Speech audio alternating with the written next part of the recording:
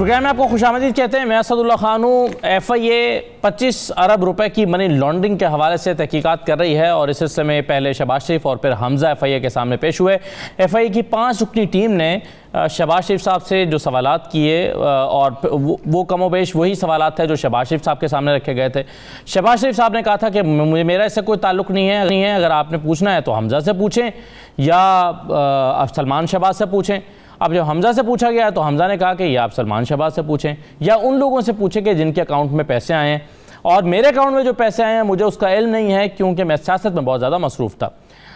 इसके अलावा भी कई उनसे सवालात किए गए जो FATF के कवानीन से मुतलिक थे, जिनके बारे में ना शहबाज शरीफ को पता था ना हमजा को पता था, ना एंटी करप्शन के हवाले से जो एक्ट है उसके बारे में शहबाज शरीफ को पता था, ना उसके हवाले से हमजा को पता था। जो सोर्सेज से चीज़ें सामने आई हैं उसके नतीजे में ऐसा लगता है कि हमजा और शहबाज शरीफ साहब जो हैं वो ताउन नहीं कर रहे और संजीदगी के साथ जवाब देने के लिए तैयार नहीं हैं और बार बार सिर्फ ये कह रहे हैं कि हम अदालत में जाकर तमाम सबूत जो हैं वो मुहैया करेंगे। अब इस सारी सूरत हाल के साथ साथ हम ये देखते हैं कि जैसे ही ख्वाजा आसिफ साहब की ज़मानत हुई है तो नून लीग के तमाम रहनुमाओं की ज़मानतें मुकम्मल हो गई हैं। अब नून लीग का कोई भी अहम रहनुमा, अहम और या गैर अहम कोई भी शख्स जो है वो अंदर नहीं है, बल्कि सब लोग ज़मानतों पर रिहा हो चुके हैं। तो 3 साल गुजरने के बाद मौजूदा हुकूमत एहतसाब के हवाले से जो वादे करके आई थी या एहतसाब के हवाले से और चोरों को पकड़ने और करप्शन को करने वालों को कैफरे किरदार तक पहुँचाने के जो वादे करके आई थी, उस वादे में कितनी कामयाबी इस हुकूमत को मिली है? और क्या ये कहकर जान छुड़ाई जा सकती है कि जी अदालतों का काम है, अब अदालतों में मामला चले गए हैं, अगर अदालतें छोड़ रही हैं तो हम कुछ नहीं कर सकते? लेकिन क्या प्रोसिक्यूशन पर सवाल उठते हैं? क्या प्रोसिक्यूशन के बारे में कुछ नहीं कहा जा सकता? क्योंकि जब ये दावा किया जाता है कि हम चोरों को पकड़ेंगे तो फिर ये, और अगर कोई एहतसाब होगा तो उसका भी क्रेडिट लिया जाएगा, तो अगर एहतसाब नहीं हो पा रहा तो इसकी ज़िम्मेदारी क्या सिर्फ अदालतों पर डाली जा सकती है या हुकूमत भी किसी हद तक इसमें ज़िम्मेदार है? इन तमाम चीज़ों पर आज हम प्रोग्राम के पहले हिस्से में गुफ्तगू करेंगे, जबकि प्रोग्राम के दूसरे हिस्से में एक और अहम मौजू पर हम बात करेंगे और वो Pakistan association of medical and dental colleges से मुतालिक, जिसने PMC की कारकर्दगी के ख़िलाफ़ एक वाइट पेपर जारी किया है और वज़ीर-ए-आज़म पाकिस्तान और सदर पाकिस्तान से शोबा तिब को तबाह होने से बचाने के लिए बहुत अहम मुतालबात किए गए हैं और सिफारिशात पेश की गई हैं। क्या मसाइल हैं Pakistan association of medical and dental colleges के, क्या मसाइल हैं, क्या मुतालबात हैं, क्यों वो ये मुतालबा कर रहे हैं और वो क्यों कह रहे हैं कि ये जो इदारा है और ये जो सेक्टर है ये तबाही के धाने पर पहुंचने वाला है अगर इस पर तवज्जो ना दी गई? प्रोग्राम के दूसरे हिस्से में हम इस पर बात करेंगे। मेरे साथ प्रोग्राम के पहले हिस्से में गुफ्तगू करने के लिए जो मेहमान मौजूद हैं उनमें इरशाद अहमद आरिफ साहब हमारे साथ, सीनियर तजज़ियाकार हैं, बहुत शुक्रिया इरशाद साहब।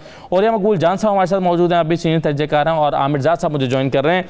तमाम मेहमानों को मैं खुशामदीद कहता हूँ। सबसे पहले औरिया साहब, ये शहबाज शरीफ साहब से ये पूछा गया कि आपका एक बेटा CEO था रमज़ान शुगर मिल में, दूसरा बेटा आपका जो है वो डायरेक्टर था, तो आपके बेटों के होते हुए ये मनी लॉन्ड्रिंग कैसे हुई? तो उन्होंने कहा कि मेरे बेटों से पूछेंगे मनी लॉन्ड्रिंग कैसे हुई।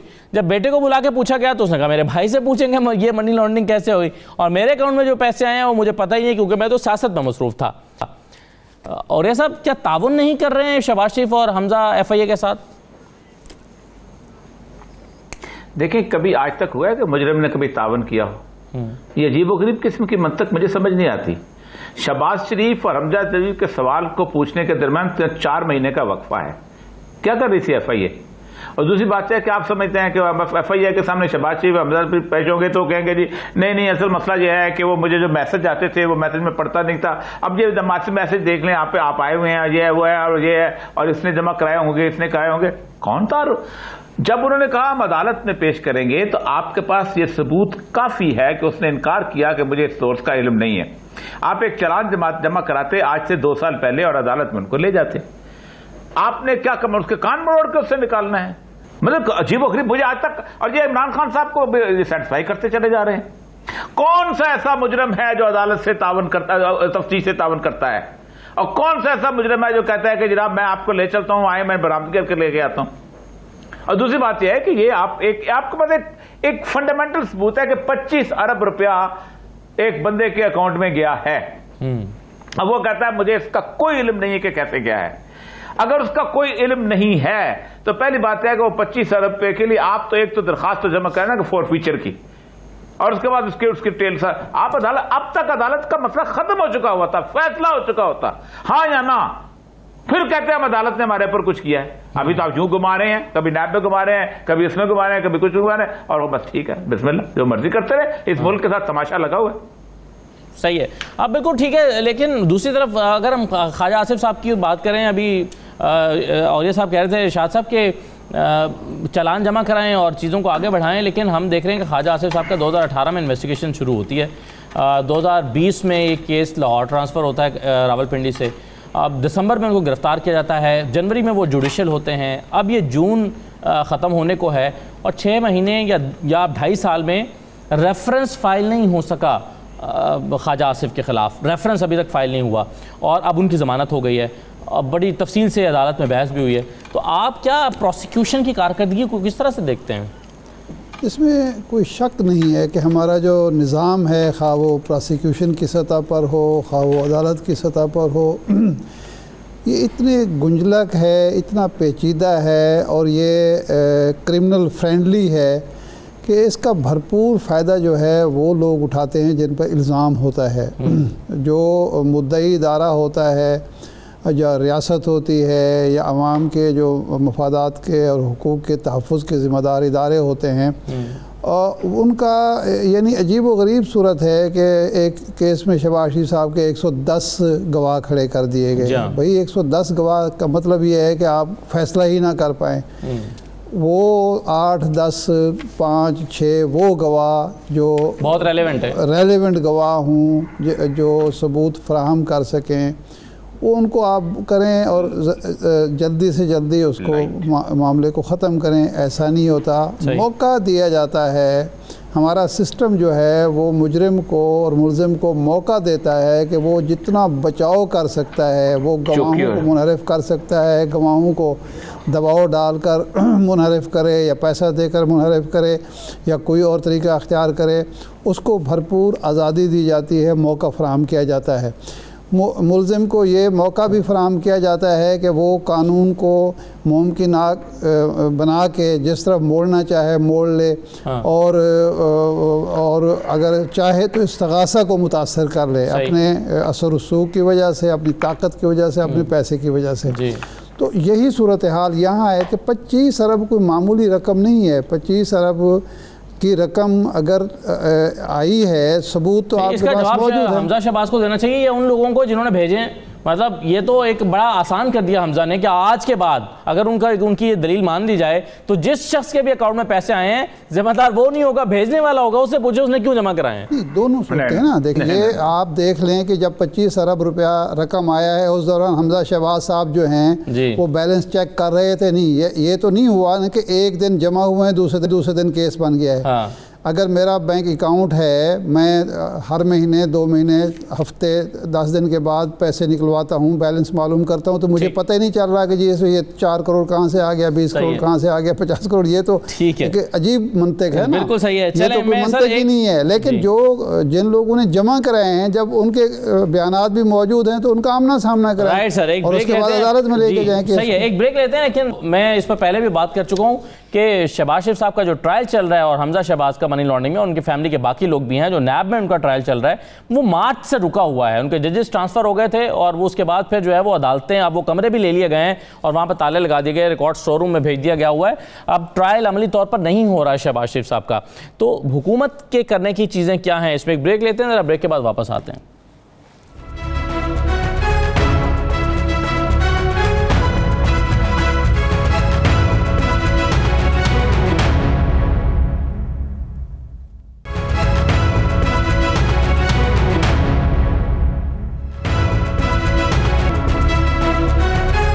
دوبارہ آپ کو خوش آمدید کہتے ہیں.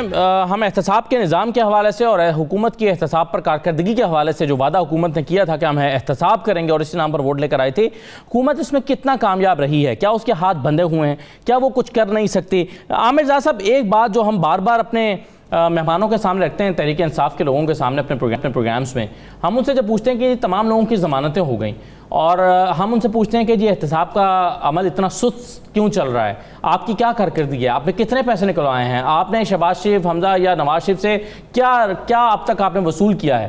تو اس کا وہ جواب ہوتا ہے کہ جی معاملہ چونکہ عدالتوں میں ہے تو ہم اس کے ذمہ دار نہیں ہیں, تو یہ فیصلے تو اب عدالتوں نے کرنے ہیں. کیا حکومت کا کوئی کردار ہے یا کلیتاً یہ عدالتوں کے اوپر ہی ہے کہ احتساب ہوگا یا نہیں ہوگا، یا حکومت جو ہے اس کے اوپر بھی کوئی ذمہ داری عائد ہوگی؟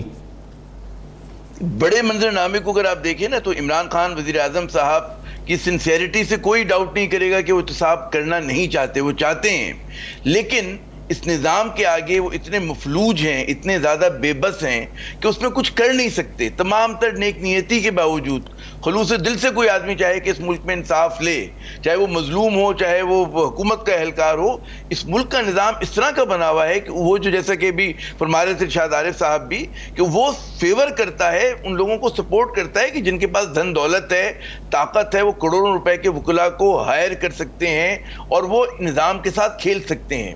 تو میں سمجھتا ہوں سب سے بڑا جو اس وقت المیہ ہے ہمارے ساتھ وہ یہ کہ پی ٹی آئی کی حکومت نے ود ان دا سسٹم کیوں کہ رہ کے کام کر رہی ہے، اور یہ سسٹم اپنی ساکھ میں، اپنی آخری تجزیے میں عوام دشمن ہے، اور ہم نے جو انگریزوں سے لوڑا لگڑا نظام لیا اس کو ہمارے 70 برس میں ہم نے اس کو اور زیادہ خراب کر دیا۔ تو اس میں اگر آپ یہ سمجھیں کہ کسی کو انصاف مل جائے گا، کسی مظلوم کی داد رسی ہوگی اور کسی ظالم کو، لٹیرے کو واقعتاً سزا ہوگی، تو وہ ہمیں مطلب ہے کھرچ کے نکال دینا چاہیے۔ آپ وائٹ کالر کرائم کی بات کرتے ہیں، یہاں جو قاتل ہیں جنہوں نے مطلب ہے عزیر بلوچ کا کیس ہمارے سامنے کراچی میں چل رہا ہے، وہ یک کے بعد دیگرے مقدموں سے چھوٹ رہے ہیں۔ اقبال کے اس میں مقدمہ ہے، اس میں جناب ایکسٹورشن کا ہے، قتل و غارت گری کا ہے۔ جب آپ اس طرح کے کرائم کو ثابت نہیں کر سکتے تو وائٹ کالر کرائم جو ہوتا ہے بڑا سوفسٹیکیٹڈ وہ ہوتا ہے۔ اس کے لیے پھر سوالات ہوتے ہیں کہ حکومت نے کیا وسائل دیے پروسیکیوشن کو، کیا انہوں نے انویسٹیگیٹرز کو وسائل دیے، تو وہاں پر ہمیں ایک بہت بڑا جھول نظر آتا ہے۔ تو میں سمجھتا ہوں کہ اس وقت جو سب سے بڑا جو ایک مقصد ہونا چاہیے کسی بھی حکومت کا کہ ایسے مینڈیٹ کے ساتھ آئے کہ وہ مختصر سے وقت میں چیزوں کو تہو بالا کر دے، سسٹم کو ریسیٹ کرے۔ اس سسٹم کے رہتے ہوئے نہ کوئی عوام کی بھلائی کا کام ہو سکتا ہے، نہ اس ملک میں انصاف آ سکتا ہے، کیونکہ یہ سسٹم جو ہے یہ تو خود ہی ان لوگوں کو پروٹیکٹ کر رہا ہے کہ جنہوں نے اس ملک کو لوٹا ہے۔ مجھے بتائیں کس کو ڈاؤٹ ہے، ہم کس کس کا نام لیں اور کتنی بار دہرائیں؟ تو یہاں تو جی ڈیفیمیشن کیس بھی آپ نہیں چلا سکتے۔ تو یہ بے بسی کا عالم ہے۔ تو میں سمجھتا ہوں کہ حکومت کی بے بسی ہے، اور کیونکہ Imran Khan has agreed to work with in the system, تو اس میں وہ کچھ کر نہیں سکتے، وہ کوئی چھکا نہیں مار سکتے باؤنڈری سے باہر جا کے۔ بالکل صحیح ہے۔ اور یہ صاحب یہ رجحان کتنا خطرناک ہے کہ ہمارے ہاں عدالتوں میں کچھ ججز کے بارے میں یا اوور آل ایک یہ لوگوں کا پرسیپشن بن گیا ہے کہ یہ جج ہیں ان کا تعلق فلاں پارٹی سے ہے، یہ جج ہیں تو ان کا تعلق فلاں پارٹی سے ہے، اچھا اس مقدمے میں یہ جج بیٹھے ہوئے ہیں تو پھر تو اب تو ضمانت پکی، اور اگر یہ جج بیٹھے ہوئے ہیں تو اب تو ضمانت نہیں ملے گی۔ یہ رجحان کتنا خطرناک ہے جو کہ ہماری مختلف عدالتوں کے ججز کے بارے میں قائم ہو رہا ہے۔ میں آپ کو ایک کے ساتھ ایک پرسوں ہی کا جو مقدمہ ہے اس کے بارے میں شیئر کرنا چاہتا ہوں۔ نیب نے پورا مقدمہ خواجہ آصف کے بارے میں یہ ڈیولپ کیا کہ جی یہ دو چیزوں کا جواب دے دیں، اور ایک یہ کہ ان کے پاس دبئی سے جو یہاں پر 136 ملین انہوں نے ٹرانسفر کیے ہیں، تو دبئی کے اکاؤنٹ میں ان کے پاس پیسے کہاں سے آئے تھے؟ اگر انہوں نے اقامہ کیا تھا تو کیا اس کی تنخواہوں کا ثبوت دے دیں، یا یہ ایک ریسٹورنٹ چلاتے تھے اس کی انکم کا ثبوت دے دیں۔ 2 دن تک حیدر رسول مرزا دلائل دیتے رہے اور وہ یہ دونوں ثبوت نہیں دے سکے، اور انہوں نے کہا کہ جی وہ بینک بند ہو گیا ہے اور ریسٹورنٹ بھی بند ہو گیا ہے، اس لیے کوئی ثبوت نہیں مل سکتا، اور ان کی ضمانت ہو جاتی ہے۔ تو آپ کوالٹی آف جو انصاف ہے اس کو کس طرح سے دیکھتے ہیں سر؟ دیکھیں میں کسی طور پر بھی معافی دینے کو تیار نہیں ہوں ان 3 سالوں کی۔ اس کی بنیادی وجہ یہ ہے کہ آپ 21 قانون جو ہیں ایک گو میں پاس کر دیتے ہیں جہاں آپ کو ضرورت ہوتی ہے۔ آپ ٹرانسجینڈر کا لا جو ہے انٹرنیشنل کمٹمنٹ کے پاس کر دیتے ہیں، آپ ڈومیسٹک وائلنس کا پاس کر دیتے ہیں، لیکن آپ مجھے بتائیے کیس چلتا ہے ہائی کورٹ میں نہیں چلتا، کیس چلتا ہے پرائمری کورٹ میں۔ اگر آپ کی پرائمری کورٹ میں ساؤنڈ قسم کا کیس چل گیا اور اس جج نے فیصلہ کر دیا، ہائی کورٹ میں پوائنٹ آف لا ڈسکشن ہوتا ہے، ایویڈنس نہیں آتا۔ 90% آپ نے عدالتوں میں جج نہیں لگائے ہوئے، وہ نواز شریف سے آنے تھے، وہ آپ نے وہاں سے لے کے آنے تھے، کوئی نرداری لے کے آنے تھے، آپ نے لگایا ہی نہیں۔ آپ کس کھاتے میں بیٹھے ہوئے، آپ برف کو کیا پی کے بیٹھے ہوئے آپ لوگ؟ ایک تو یہ کہ آپ نے پرائمری کورٹ اسٹیبلش نہیں کی جہاں وہ کیس چلنا ہے۔ ایک جج بڑا اچھا ہے، اس کو یہ بھی کیس دے دو، اس کو یہ بھی کیس دو، اس کو یہ بھی دے دو، اور اس کے بعد ایک کیس نکلا ہے وہ گیا خانے سے گیا۔ آپ کے ہر شہر کے اندر کم از کم 2 عدالتیں اب تک لگ چکنی چاہیے تھی. پاکستان میں گریجویٹ ختم ہو گئے ہیں, لا گریجویٹ ختم ہو گئے ہیں. آپ ایک ایمرجنسی کا امیڈیٹلی کمپیٹیٹو ایگزامینیشن پہ آتے کہ آؤ احتساب کا جج لگانا چاہتے ہیں, جج لگاتے, پہلے دن جج جاتے, اس کے بعد آپ ایک کمپیٹیٹو ایگزامینیشن آپ کرتے کہ ہم نے پروسیکیوٹر لگانے, پاکستان پروسیکیوٹر ہائر کرتے. پوری نیب کے اندر آپ نے کانٹریکٹ کے اوپر بندے رکھے ہوئے, اور کانٹریکٹ پہ کون رکھ کے گیا ہوا ہے؟ اسحاق رکھ کے گیا ہوا ہے, کوئی کچھ رکھ کے, کوئی سب کو یہ کام آپ کو پہلے مہینے میں کر دینا چاہیے تھا. مشکل کام ہے یہ. اچھا, اس کے بعد آپ کو لا کا مسئلہ ہے. آپ بیٹھتے, آپ دیکھیں لکوناس کہاں ہے. پاکستان کا ہر اچھا پولیس افسر جانتا ہے وہ کہاں جا کے پھنستا ہے, کہاں جا کے اس کی خرابی ہوتی ہے. کہاں آپ ایک چھوٹا سا گروپ بنا کے آپ یہ قانون نہیں پاس کر سکتے, اور قانون کو ایک 2/3 میجورٹی سے پاس ہونا ہے. سمپل میجورٹی آپ کے پاس موجود ہے, آپ اٹھاتے جیسے ابھی بلڈوز کیا قانون لے کے آ جاتے. کسی کی ضرورت نہ ہوتی اس کے لیے. ہائی کورٹ کے جی, اور یہ سب کل جو فیصلہ آیا ہے جس میں ہائی کورٹ میں تو بعد میں نوبت آتی ہے. جی بالکل صحیح کہہ رہے ہیں آپ. ہائی کورٹ میں تو پہلے تو نیچے جو عدالتیں ہیں اس پہ کیس تو وہاں بلڈ ہونا ہے. نواز شریف جن کو مفرور قرار دیا جا چکا ہے, ان کے بارے میں کل فیصلہ آیا کہ جو ان کی درخواستیں اس لیے ہم مسترد کر رہے ہیں کیونکہ وہ اپیل کی درخواستیں اس لیے مسترد کر رہے ہیں کیونکہ وہ مفرور ہیں. لیکن وہ جب بھی آئیں, جتنا عرصہ بھی وہ مفرور رہیں, اور جب بھی آئیں یا لائے جائیں تو وہ آ کر دوبارہ اپیل کی درخواست کر سکتے ہیں, اپیل کر سکتے ہیں, دوبارہ درخواستیں دائر کر سکتے ہیں. کیسے دیکھتے ہیں آپ اس فیصلے کو؟ اچھا, مزدار فیصلہ. کل میں اس پہ بات بھی 2 جگہ کی ہے. دیکھیں اس میں بڑی مزدار, ایک تو یہ ہے کہ پہلی دفعہ یہ ہوا ہے کہ وہ کرتے یہ تھے کہ نواز شریف کا فیصلہ کالعدم قرار دیتے تھے سزا کا, اور اس کے بعد کہتے تھے کہ یہ بندہ جو ہے نا یہ اپنا جب بھی آئے کر لے. نواز شریف صاحب سے اس کو ہوگی غلطی. جب پہلی پلی انہوں نے لی تھی 1999 میں بھاگنے کی, تو کہتے کہ میں تو مجبور تھا, مجھے تو رات کی اس میں نکالا اور سعودی عرب بھیج دیا, میرا کیا قصور, نہ میں نے ضمانت دی, ان کی درخواست دی, نہ کچھ کیا. عدالت نے کہا بسم اللہ تشریف لائیں, سارے کیس معاف ہو گئے. اس میں سب سے اہم کیس تھا ہیلی کاپٹر کیس. اس کے کرپشن کیس کے ڈیسیژن ہو چکا تھا. پہلی دفعہ پاکستان میں قطری خط استعمال ہوا تھا. قطر کا شہزادے نے کہا تھا یہ میں نے ہیلی کاپٹر دیا ہوا ہے, اور پھر جب انویسٹیگیشن ہو گئی تو ہیلی کاپٹر میں اچانک آگ لگ گیا, ہیلی کاپٹر جل گیا. اب پاکستان میں جلتے ہیں ایسی چیزیں, اور جلنی چاہیے پاکستان کے اندر, ظاہر بات ہے, ثبوت تو وہ اس میں اس دفعہ ان کے پاس کوئی عدالت کے پاس راستہ نہیں تھا, کیونکہ اگر وہ لکھتے کہ ایک مفرور آدمی کی تمام تر حیثیت ایسی ہے کہ وہ جناب رہتا ہے, تو وہ ان کا مسئلہ, انہوں نے 5-6 سارے کیس لا ریجیکٹ کر دیے. اب اس وقت تو فیوجیٹو لا ہے, اور وہ کہتے یہ ہیں کہ کسی بھی مفرور کے ساتھ عدالت ہمدردی نہیں کر سکتی. اتنی بات ہے, اس کی اپیل کا حق ختم ہو گیا ہوا ہے. سارے جتنے بھی لوگ مفروریاں کاٹتے ہیں, جتنے بھی لوگ جو سزائیں جب لے کے نکل جاتے ہیں جیل سے بھاگتے ہیں, کہاں جاتے ہیں؟ کوئی کچے کے علاقے میں جاتا ہے, کوئی فلاں جگہ جاتا ہے, کیا قصور ہے؟ بالکل ان کی بھی اپیلیں کرو, ایکسپٹ, ان کو بھی مہلت دو.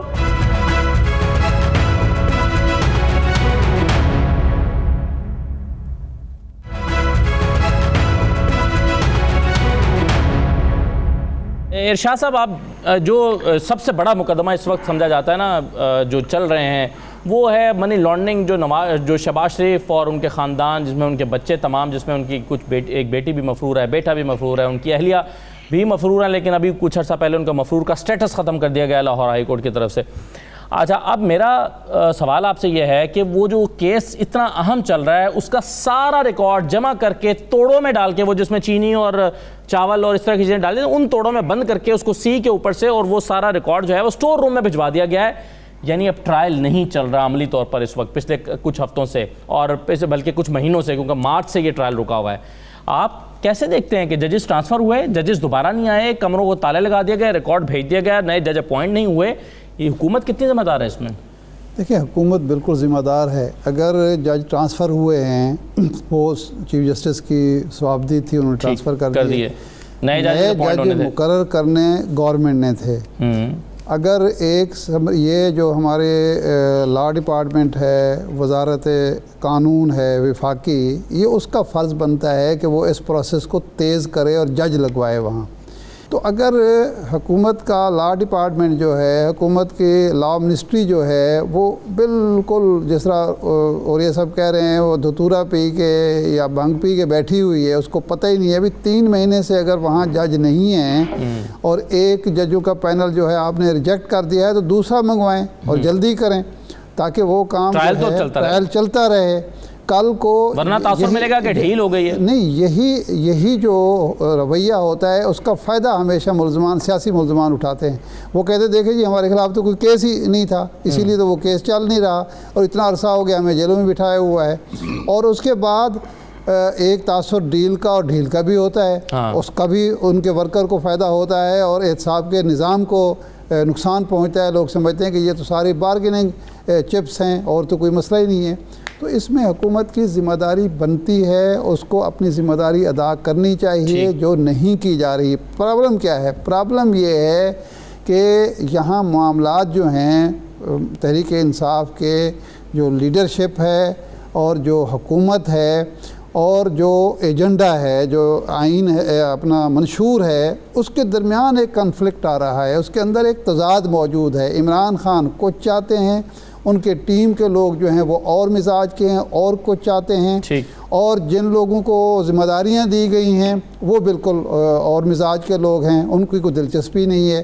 اب اگر ایک جو لا ڈپارٹمنٹ جو لوگ چلا رہے ہیں یا جو معاملات چلا رہے ہیں قانونی، ان کو کوئی دلچسپی نہیں ہوگی تو عمران خان کہتے رہے بالکل صحیح بات ہے. اور عدم دلچسپی جو ہے وہ کئی چیزیں، یہ ساری چیزیں جو ہیں دیکھیں، یہ جب طوالت آپ اختیار کرتے ہیں، جب بھی کوئی معاملہ ڈیلے ہوتا ہے اس کا ہمیشہ ہمدردی کا موڈ جو ہے وہ ہمدردی کے جذبات جو ہیں وہ ملزم کے ساتھ ہو جاتے ہیں. اسی لیے کہا گیا ہے، اسلام میں بھی کہا گیا ہے اور جدید جو ہے وہ معاشرہ وہ بھی کہتا ہے کہ ڈیلے نہیں ہونا چاہیے، تاخیر نہیں ہوگی، جتنی تاخیر ہوگی عامر جہاں صاحب احتساب کو نقصان پہنچے. عامر جہاں صاحب، خواجہ آصف پر ریفرنس دائر نہیں ہو سکا 2 سال میں، رانا ثناء اللہ پر فرد جرم عائد نہیں ہو سکی 1.5 سال میں، اور ان کے جو جج بھی ٹرانسفر ہو گئے ان کا بھی اب فرد جرم عائد ہونے کا موضوع ہی کہیں پیچھے رہ گیا، ماضی میں رہ گیا. شہباز شریف صاحب کا ٹرائل میں نے بتا دیا رک چکا ہے، نواز شریف واپس لائے نہیں جا سکتے. کیا کومنٹ کریں گے آپ ان ساری چیزوں پر؟ بات یہ کہ احتساب جو ہے وہ ایک کہتے ہیں بنیادی پتھر ہے حکومت کی سیاست کا. تو اگر وہ احتساب کے اپنے اس پہلے قدم کے اوپر جو ہے اگر ڈیلیور نہیں کر پا رہے تو لمحہ فکریہ ہونا چاہیے حکومت کے لیے. جیسے کہ بھی ہمارے معزز اور گیسٹ حضرات نے کہا کہ جی جو ان کی کنسنٹریشن تھی اور جو چیزیں کرنے کی تھی وہ بھی نہیں کر پائے. تو ایک تو یہ حکومت پہ تنقید بنتی ہے کہ غالباً اگر وہ زیادہ فعال کردار ادا کرتے، اپنے لا ڈپارٹمنٹ کو ذرا سا پیٹی کس کے رکھتے تو غالباً ذرا سے بہتر نتائج ہوتے. لیکن ایک اور بات ہمیں نہیں بھولنی چاہیے، وہ یہ کہ جہاں پر حکومت ہمیشہ سے ہماری حکومتیں ایسے ہی چلی ہیں، وہاں پر جو ملزمان یا مجرم ہیں انہوں نے مقدموں کو لڑنے کو کہتے ہیں نا فن اور سائنس کا درجہ دے دیا ہے. میں نام نہیں لوں گا کیونکہ آف دا ریکارڈ گفتگو ہوئی تھی ہماری کبھی ایک صاحب سے کراچی میں، تو انہوں نے کہا کہ جی ہمارا تو ایک اصول ہے کہ فائل پہ گرد پڑنے دیں، جتنا زیادہ آپ کیس کو کھینچ سکتے ہیں کھینچے. اس میں انویسٹیگیٹر ریٹائر ہو جائے گا، اس میں جج تبدیل ہو جائے گا، اس میں وکیل کا پتہ نہیں کیا ہو جائے گا. تو انہوں نے اس کو فن کا درجہ دے دیا. ریکارڈ آپ نے دیکھا ہوگا کہ بڑے بڑے مقدموں کے بڑے بڑے ملزمان کے ریکارڈ غائب ہو گئے عدالت سے، جل گئے. یہ ساری چیزیں کیونکہ ہمارے جن لوگوں پہ مقدمے ہم چلا رہے ہیں وہ دیکھیں، ہماری تنقید ہوتی ہے ہمیشہ اسٹیبلشمنٹ پہ.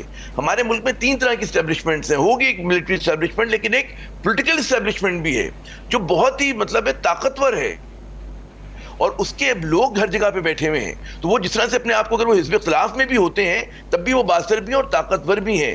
انہیں پتہ ہے کہ جی کہاں سے ڈوری ہمیں کھینچنی ہے. انہیں پتہ ہے کہ جی 17 گریڈ کا افسر تو میں نے لگایا تھا وہاں پر انٹرویو کر کے، یہ جو آدمی ہے جج اس کو میں نے بنوایا تھا. تو یہ تمام چیزیں جو ہمارا، میں کہتا ہوں کہ پورا جو نظام ہے، جب تک ہم اس کو ریسیٹ کرنے کی بات نہیں کریں گے، چھوٹی موٹی اس سے تبدیلی سے جو ہے بات نہیں ہوگی کہ عمران خان کوئی نیت کر لیں یا جناب لا منسٹر کچھ کر لیں، کیونکہ اتنا زیادہ خرابی آ گئی ہے.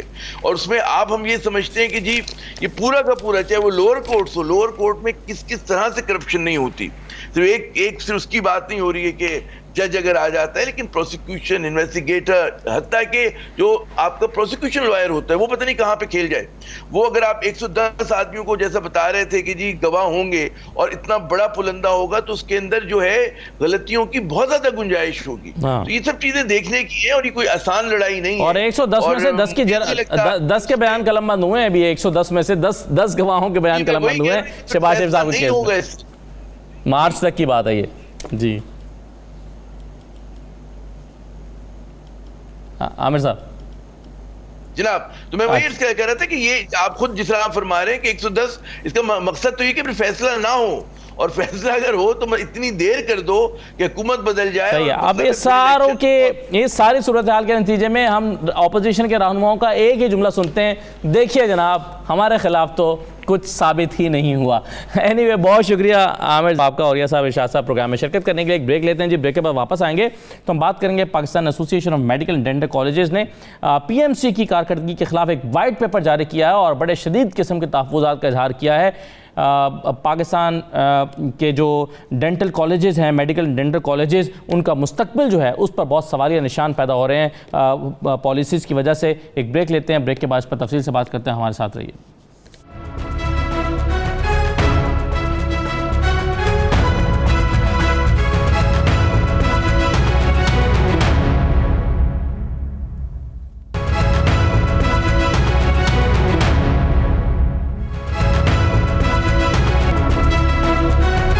بریک کے بعد آپ کو دوبارہ خوش آمدید کہتے ہیں. پاکستان ایسوسی ایشن of medical and dental institutes نے پی ایم سی کی کارکردگی کے حوالے سے ایک وائٹ پیپر جاری کیا ہے اور اس میں مطالبہ کیا گیا ہے کہ اعلیٰ سطح کمیٹی بنائی جائے, ہماری بات سنی جائے اور خود وزیر اعظم اور صدر پاکستان جو ہیں وہ شعبہ طب کو تباہ ہونے کے سے بچائیں, یہ اپیل کی گئی ہے. اب مسائل کیا ہیں, کیوں یہ پاکستان ایسوسی ایشن of medical and dental institutes کو یہ لگتا ہے کہ یہ شعبہ تباہ کیا جا رہا ہے, حکومت کی پالیسیاں, پی ایم سی کی پالیسیاں ناقص ہیں, مسائل کیا ہیں, مطالبات کیا ہیں, اس پر ہم گفتگو کریں گے. ہمارے ساتھ ڈاکٹر رضی محمد صاحب موجود ہیں, صدر ہیں پامی سندھ کے. ڈاکٹر غلام مصطفیٰ صاحب ہمارے ساتھ موجود ہیں, chairman Bhittai dental and medical college Mirpur. میں دونوں مہمانوں کو خوش آمدید کہوں گا. ڈاکٹر رضی صاحب, سب سے پہلے میں آپ سے جاننا چاہوں گا کہ مسئلہ دراصل ہے کیا, کیوں آپ یہ موقف اختیار کیے ہوئے ہیں کہ جو پی ایم سی کی کارکردگی ہے یا ان کی جو پالیسیز ہیں وہ میڈیکل اینڈ ڈینٹل کالجز کی تباہی کا باعث بن رہی ہے؟ سب سے پہلے شکریہ کہ آپ نے ہمیں اس پروگرام میں مدعو کیا, مجھے اور میرے ساتھی ڈاکٹر غلام مصطفیٰ بٹ صاحب کو. اور آپ کا سوال جو ہے وہ بڑا ویلڈ ہے کہ آخر مسئلہ کیا ہے. مسئلہ یہ ہے کہ بچے کی کہیں ایک جگہ پرابلم ہوتی ہے نا, یہاں داخلے سے لے کے ڈاکٹر بننے کے بعد تک مستقل مسائل کا ایک انبار ہے. اور ایسا کیوں ہے؟ جی, ایسا دو ہی صورت میں ہو سکتا ہے. ایک تو یہ کہ لا علمی ہو اور ایک یہ ہے کہ کوئی نیت صحیح نہ ہو. میں خوشگمانی پہ یہ کہوں گا کہ لا علمی کی وجہ سے ایسا ہے. اور لا علمی کیوں ہے؟ اس لیے کہ پی ایم سی کی جو کمپوزیشن ہے اور پی ایم سی کے ساتھ متعلقہ باڈیز کی جو کانسٹیٹیوشن ہے ان سب میں اسٹیک ہولڈرز کو باہر رکھا گیا ہے. آپ دیکھیں گے تقریباً 150 میں سے 114 کالجز جو ہیں وہ private medical and dental colleges ہیں اور ان کو کوئی ریپرزنٹیشن نہیں دی گئی ہے پی ایم سی کے اندر یا اس کی ایفیلیٹڈ باڈیز کے اندر. جی, تو ہم سے پوچھا ہی نہیں گیا ہے, تو ہمارے مسائل کو کیسے پتہ چلیں گے؟ دیکھیں, ڈیموکریسی کا بھی تقاضا یہ ہوتا ہے کہ چاہے کوئی بھی ہو اس کی ریپرزنٹیشن جو ہے وہ اداروں میں موجود ہو. کہ سٹیک ہولڈرز کو باہر رکھا گیا, لیکن سٹیک ہولڈرز کو باہر رکھنے سے مسئلہ کیا ہوا؟ یہ بھی تو ہو سکتا تھا نا کہ وہ سٹیک ہولڈرز سے مشورہ نہیں کر رہے لیکن پھر بھی آپ سیٹسفائیڈ ہوتے. آپ کا شکوہ یہ ہے کہ آپ کو باہر رکھا گیا یا شکوہ یہ ہے کہ جو پالیسیز بنائی گئی ہیں وہ صحیح نہیں ہیں؟ ہمارا دونوں دیکھیں, یہ تو بنیادی بات ہے. آپ اسٹیک ہولڈر سے پوچھے بغیر فیصلہ کریں گے تو غلطی کریں گے. اچھا, کیسے کسی کو الہام تھوڑی ہو سکتا ہے کسی کو کہ کیا مسئلے ہیں, کیا پرابلمس ہیں, اور غلطیوں کی ایک انبار ہے. دونوں باتیں دیکھیں, اس باہر رہنے پہ بھی شکوہ ہے اور غلطیاں جو اس کے نتیجے میں ہو رہی ہیں. مثال کے طور پہ ایڈمیشن کو آپ دیکھیں, ایم ڈی کیٹ, جی, 2 سال پہلے جو سندھ میں آخری ڈینٹل کالج میں داخلہ ہوا وہ اس کی ایم ڈی کیٹ کی پرسنٹیج تھی 26.5%. ٹھیک, لاسٹ ایئر انہوں نے کہہ دیا کہ نہیں, ہم 60 سے کم میں کسی کو داخل نہیں کریں گے. ٹھیک ہے. اب آپ بتائیے, جب 26.5 پہ جا کے معاملہ طے ہو رہا ہو وہاں پہ 60 کیسے ہو جائے گا؟ ایسا تو نہیں ہو سکتا نا. نتیجہ یہ ہوا کہ 2/3 سے زیادہ, تقریباً 70% of seats in the Sindh dental colleges جو ہے وہ بھری ہی نہیں. بڑے سے بڑے ڈینٹل کالج میں نہیں بھری, کسی میں نہیں بھری. صحیح ہے, لیکن ڈاکٹر صاحب اس میں آپ ڈیولز ایڈوکیٹ کا کردار اگر میں ادا کروں تو سوال یہ پیدا ہوتا ہے نا کہ ہو سکتا ہے کہ یہ ایک بہتر لاٹ لانے کے لیے کہ جی جو کوالیفائڈ ہے, جو واقعی 60% لے رہا ہے, اس کو ایڈمیشن ملنا چاہیے نہ کہ 26% والے کو. ہو سکتا ہے یہ پالیسی اس لیے لائی گئی ہو. یار آپ کا بہت شکریہ، آپ نے یہ سوال کیا سر میں اس میں دو باتیں کہوں گا جی اگر یہ بات درست ہے تو امریکہ اور انگلینڈ میں جو میڈیکل اتھارٹیز ہیں ان کو بھی کوئی یہ سمجھا دے، کیونکہ وہ تو سمجھتے ہیں کہ یہ طریقہ کار غلط ہے بہتر لوٹ لانے کا جو انگلینڈ میں ہوتا ہے امریکہ میں ہوتا ہے۔ انگلینڈ میں فار ایگزامپل آپ کو 3A گریڈز چاہیے اے لیول میں، ٹھیک تب آپ کوالیفائی کرتے ہیں اپلائی کر کے، ہوگی بات ہو گئی۔ اس کے بعد وہاں پہ یو کیٹ ایگزام ہوتا ہے، وہ یو کیٹ ایگزام کی کوئی پاس پرسنٹیج نہیں ہے۔ امریکہ میں ایم کیٹ ایگزام ہوتا ہے، اس کی کوئی پاس پرسنٹیج نہیں ہے، وہ صرف میرٹ ڈٹرمنیشن کے لیے ہوتا ہے۔ پاکستان میں انہوں نے 65% رکھا ایف ایس سی کے نمبر، چلیں ٹھیک ہے، یہ پہلی بات ہو گئی جیسے وہاں پہ ہوتا ہے۔ اس کے بعد ایم ڈی کیٹ کی بھی پاس پرسنٹیج رکھ دی، جو کہ نہ امریکہ میں ہوتی ہے، نہ انگلینڈ میں ہوتی ہے، نہ فرانس میں ہوتی ہے، نہ جرمنی میں ہوتی ہے۔ جو پڑھے لکھے ممالک ہیں وہاں پہ یہ نہیں ہوتا۔ دوسری بات یہ ہے کہ وہاں پر جب بھی کوئی ایسی چیز لائی جاتی ہے اس کا پہلے ایک سائنٹیفک اسٹڈی کی جاتی ہے، اور میں بتاؤں آن ایوریج 21 اسٹڈیز ہوتی ہیں۔ یہ آپ یہ کہنا چاہ رہے ہیں کہ 65% جو ہے کیا الہام ہوا، خواب میں آیا، یہ کیسے کس کرائٹیریا پہ آپ نے سلیکٹ کیا کہ 65% ایم ڈی کیٹ والے کو آپ ایڈمیشن دیں گے؟ یہ کیسے یہ فگر کیسے سلیکٹ ہوا؟ کیسے سلیکٹ کیا؟ اس کا سائنٹیفک بیسس کیا ہے؟ آپ رات میں سوئیں، صبح آپ کو خواب نظر آیا کہ جی میں اس کو اتنے % کر دوں، تو یہ کوئی سائنٹیفک بنیاد؟ تو اس طرح ملکوں کے فیصلے تو نہیں ہوتے۔ اس طرح آپ کے 1.5 لاکھ بچے جو ہیں، آپ بھی بچوں والے ہوں گے، 1.5 لاکھ بچے ہیں، ان کے فیوچر کا فیصلہ آپ اس بنیاد پہ کر دیں گے بغیر کسی سائنٹیفک اسٹڈی کے؟ یہ کیسے ہو سکتا ہے؟ بالکل صحیح ہے۔ ڈاکٹر غلام مصطفیٰ صاحب، آپ کیا کہنا چاہیں گے اس پر؟ یہ جو پالیسی لائی گئی ایڈمیشن پالیسی، اس کے نتیجے میں کیا نقصانات ہوئے ہیں؟ جی میں عرض کرتا ہوں، سب سے پہلے تو تھینک یو ویری مچ۔ میں بڑی ٹیکنیکل بات کروں گا کہ دیکھیں ایم ڈی کیٹ پاسنگ ایک ہے ایکٹ بنا ہوا ہے جو پارلیمنٹ سے پاس ہوا ہے جی، پارلیمنٹ سے جو ایکٹ پاس ہوا ہے اس میں لکھا ہوا ہے پاس ہونا چاہیے، لیکن ریگولیشن میں انہوں نے پاس کو 60% کر دیا، حالانکہ پاس نمبر جو ہے وہ انٹر میں 33% ہوتا ہے، اور even M B B S B D S کے جو پاسنگ ہیں وہ 50% پہ پاس ہو کے ڈاکٹر بنتے ہیں۔ یہ ایم ڈی کے ٹیسٹ میں 60% کرنا یہ بہت زیادتی ہے، نمبر 1۔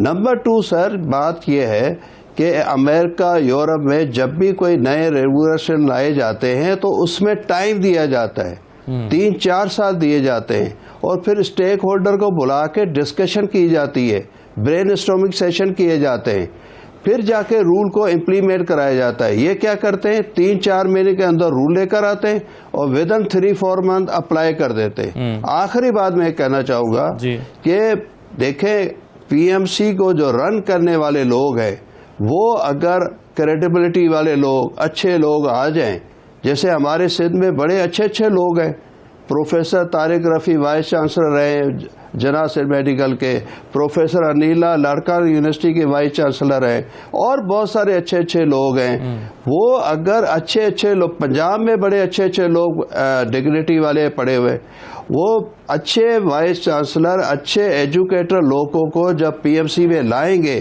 تو قانون سازی بھی اچھی ہوگی اور میرٹ بھی اچھی ہوگی اور اسٹینڈرڈ بھی پڑھائی گا۔ آپ کہہ رہے ہیں میرٹ پر آئیں گے تو آگے میرٹ کی بات ہوگی نا۔ ڈاکٹر صاحب مجھے یہ بتائیے کہ ابھی میری معلومات کے مطابق پاکستان میں ابھی بھی پاکستان کو ڈاکٹرز کی کمی کا سامنا ہے اب، اور ڈاکٹرز کی کمی کو دور کرنے کے لیے جو پرائیویٹ کالجز ہیں انہوں نے اپنا بڑا امپورٹنٹ رول پلے کیا ہے۔ اب آپ کہہ رہے ہیں کہ پچھلے سال جو ہے وہ 800 سیٹیں خالی رہ گئیں ڈینٹل کالجز کی۔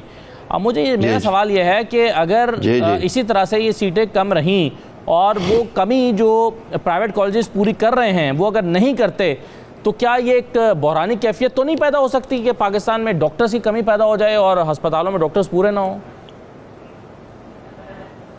جی میں عرض کرتا ہوں، اس میں بڑی امپورٹنٹ بات آپ کو بتانا چاہ رہا ہوں۔ جی ڈاکٹر صاحب، میں ایک بڑی ایک امپورٹنٹ بات بتانا چاہ رہا ہوں۔ میں بڑی ایک امپورٹنٹ بات بتانا چاہ رہا ہوں کہ ڈاکٹر کا کرائسس بہت زیادہ ہے اور مزید ہو جائے گا۔ اب انہوں نے کیا کیا ہے کہ نرسنگ کونسل میں ایک نرس کو اجازت دے دی ہے کہ آپ پرسکرپشن کر سکتی ہیں، اور ادھر MBBS اور BDS ڈاکٹر پہ کرائسس آنے والا ہے، اس کو جو ہے نا کم کرتے جا رہے ہیں. ان کو پتہ ہی نہیں ہے کہ پالیسی کیسے بنائی جائے. پالیسی بنانے والے اگر اچھے لوگ بیٹھیں گے تو پالیسیز بنے گی. اور اسی طرح میں ایک بات اور ایڈ کرنا چاہوں گا کہ ہمارے ڈاکٹر جن کو یہاں ایڈمیشن نہیں مل رہا وہ چائنا پڑھنے جا رہے ہیں، وہ قازقستان رشیا کے اسٹیٹس میں پڑھنے جا رہے ہیں. تو ہمارا تو بچہ ڈرین آؤٹ ہو رہا ہے. تو اس پہ بڑا کرائسس ہے. میں عارف علوی صاحب کو گزارش کروں گا، عمران خان صاحب سے گزارش کروں گا کہ اس کو ورلڈ ٹیکل لیں، اچھی کمیٹیاں بنائیں، نیوٹرل لوگ بٹھائیں اور اچھے فیصلے کریں. عمران خان صاحب ہمیشہ تقریر میں پہلے کہتے تھے کہ انسٹیٹیوٹ مضبوط ہونے چاہیے. تو PMC کو تو ایسے لوگوں کو بٹھا دیا جو PMs کا ڈیمیج کر رہے ہیں. بالکل صحیح ہے. تو اداروں میں میرٹ نہیں ہوگا تو وہ پالیسیز بھی میرٹ پہ نہیں بنا سکتے. میں ایک ڈاکٹر رضی صاحب، جی ڈاکٹر رضی صاحب آپ بالکل ایڈ کر دیجیے گا اس میں، اور میرا سوال بھی ایک لے لیں. سوال یہ ہے کہ آپ کا ایک اور مطالبہ یہ ہے کہ پبلک اور پرائیویٹ کالجز کے جو ایڈمیشنز ہیں وہ ایک ساتھ نہیں ہونے چاہیے. یہ مطالبہ آپ کا کیوں ہے؟ جی بالکل.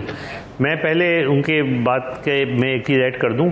اچھے لوگ آنے چاہیے PMC میں، میرٹ والے لوگ آنے چاہیے، مگر ساتھ ساتھ اسٹیک ہولڈرز کو انوالو کرنا ضروری ہے. آپ کتنے اچھے لوگ لے آئیں، اگر آپ نے اسٹیک ہولڈر نہیں لائے تو آپ کا کام صحیح نہیں ہو. دوسری بات جو آپ نے کہی کہ بہت کم ایڈمیشنز ہوئے ہیں اور تھوڑے رہ گئے. میں آپ کو ایک بات بتاؤں، یہ تھوڑے بھی نہیں رہیں گے، اس لیے کہ جیسے غلام مصطفیٰ صاحب کا جو کالج ہے، اگر ان کے جو ایڈمیشن ہو رہے ہیں اگر اتنے کم ہوں گے تو یہ چلائیں گے کیسے، تنخواہیں کیسے دیں گے؟ تو جو ایڈمیشن ہو رہے ہیں 60% سے اوپر میں وہ بھی بند ہو جائیں گے، وہ بھی نہیں پڑھا پائیں گے. نتیجہ کیا ہوگا کہ پورے ادارے بیٹھ جائیں گے. ان کو پتہ ہی نہیں ہے کہ کتنا بڑا نقصان پہنچ رہا ہے. ڈاکٹر صاحب یہ حیرت کی بات ہے کہ ہم یہ دیکھتے ہیں کہ سیٹس کا تعین پہلے کیا جاتا ہے، پھر اس کے مطابق میرٹ کی لسٹیں لگتی ہیں، اور اگر آپ کا جو ہے وہ آپ کی سیٹیں ابھی بھی باقی ہیں اور اس میرٹ پر جس کو آپ نے سوچ رکھا تھا اس پر وہ سیٹیں فل ہو گئی ہیں، تو پھر آپ اپنے میرٹ کو تھوڑا کم کرتے ہیں تاکہ سیٹیں پوری ہو جائیں. یہاں پر سیٹیں ویکینٹ رہ گئی ہیں آپ کی. یہ تھوڑا حیران کن فارمولا نہیں ہے جو آپ لوگوں نے امپلیمنٹ کیا؟ بہت حیران کن ہے. بہت اچھی بات کی آپ نے. پہلے ایسے ہی ہوتا رہا ہے، پہلے بھی MD کیٹ ہوتا تھا، اس میں یہی ہوتا رہا ہے کہ کم کرتے رہیں. جب ہی میں نے آپ سے عرض کیا 2 سال پہلے 26.5 پہ ختم ہوئی ہے، اس سے پہلے اس سے بھی کم پہ ختم ہوئی ہے. لیکن وہی بات ہے کہ میں تو یہ سمجھتا ہوں کہ ویل میننگ لوگ ہیں، ان کو پتہ نہیں ہے، لیکن کبھی کبھی ہم ڈس ایلیوژن ہو جاتے ہیں کہ کیا واقعی ویل میننگ ہے بھی کہ نہیں ہے. کیا یہ واقعی یہ چاہتے ہیں کہ ادارے ادھر ادھر بند ہو جائیں؟ اور سب سے بڑا نقصان جو ہے وہ سندھ کے کالجز کو پہنچ رہا ہے. اور نتیجہ یہ ہوتا ہے کہ جہاں پر زیادہ ضرورت ہے، جہاں زیادہ کمی ہے، جہاں زیادہ ایجوکیشن کا مسئلہ ہے، وہاں پہ آپ سب سے بڑا ہٹ کر رہے ہیں. ڈاکٹر رضی صاحب جو میرا سوال تھا وقت کم رہ گیا. میرا جو سوال تھا آپ سے کہ آپ کیوں سمجھتے ہیں کہ پبلک اور پرائیویٹ کالجز کے ایڈمیشن ایک ساتھ نہیں ہونے چاہیے؟ کیا لاجک ہے اس میں؟ اس لیے کہ دیکھیں، آپ اگر اس ملک کی آپ وہ اٹھا کے دیکھیں، سب سے پہلے پبلک سیکٹر میڈیکل کالج میں داخلہ ہوتا ہے. اگرچہ اس میں دگنا خرچہ ہوتا ہے فی اسٹوڈنٹ جو پرائیویٹ میں ہوتا ہے، مگر وہ ٹیکس پیئر کا پیسے ہوتے ہیں، وہ عام آدمی کے پیسے، لہٰذا اس کو نظر نہیں آتا. وہ کہتا ہے سب سے پہلے تو میرا کنگ ایڈورڈ میں، ڈو میں، خیبر میں ہو جائے. اس کے بعد پبلک سیکٹر ڈینٹل کالج میں ہوتا ہے، پھر پرائیویٹ سیکٹر میڈیکل کالج میں ہوتا ہے، آخر میں پرائیویٹ سیکٹر ڈینٹل کالج میں ہوتا ہے. نتیجتاً آپ نے ٹائمنگ بھی ایک رکھ دی، آپ نے پرسنٹیج بھی رکھ دی، تو سب سے چوتھے نمبر پہ جو بچے کی چوائس ہے وہ تو ختم ہو جائے، سب سے پہلے ختم ہوگا. سب سے پہلے پرائیویٹ سیکٹر ڈینٹل کالج تباہ ہوں گے، پھر پرائیویٹ سیکٹر میڈیکل کالج تباہ ہوں گے، اور اس سے ملک کا کیا فائدہ ہوگا؟ تو آپ خود دیکھیں. پھر دوسری جانب انہوں نے NLE کو بھی انٹروڈیوس کر دیا. دیکھیں ہمارے ینگ ڈاکٹرز جو بنے ہوئے ہیں وہ تباہ ہو رہے ہیں. آپ کے ملک میں 20,000 ڈاکٹر نکلے اس سال، اور وہ 20,000 ڈاکٹر اس وقت نفسیاتی مریض بن گئے. ہم اپنے بچوں کو اس طرح نہیں چھوڑ سکتے. میں نے تو صاف بات کی ہے، میں نے کہا آپ بھلے مجھے آپ جیل میں ڈال دیں، کیا کر دیں، مگر میں اپنے بچوں کو جن کو ہم نے 5 سال بیٹھ کے پڑھایا ہے ان کو ہم چھوڑ نہیں سکتے. بالکل صحیح ہے. اب آخر میں مجھے وقت بالکل کم ہے. ڈاکٹر رضی صاحب آپ مطالبہ کیا ہے آپ کا فائنلی گورنمنٹ سے؟ ہمارا مطالبہ یہ ہے کہ ہمیں سارے اسٹیک ہولڈرز کو، عوامی کو PMC میں جی ڈاکٹر غلام مصطفیٰ صاحب شاید کچھ PMC میں داخل ہمیں شامل کیا جائے. جی غلام صاحب بولیں، بٹ صاحب بولیں. جی ڈاکٹر صاحب. میں رضی صاحب کی آگے کو بات بڑھانا چاہوں گا کہ امریکہ میں بھی اسٹیک ہولڈر کو شامل کیا جاتا ہے. جی صحیح. اسٹیک ہولڈر کو سر بہت شکریہ، وقت میرے پاس ختم ہو گیا. ڈاکٹر رضی صاحب اور ڈاکٹر غلام مصطفیٰ صاحب پروگرام میں شرکت کرنے کا بہت شکریہ. اجازت دیجیے، اللہ حافظ.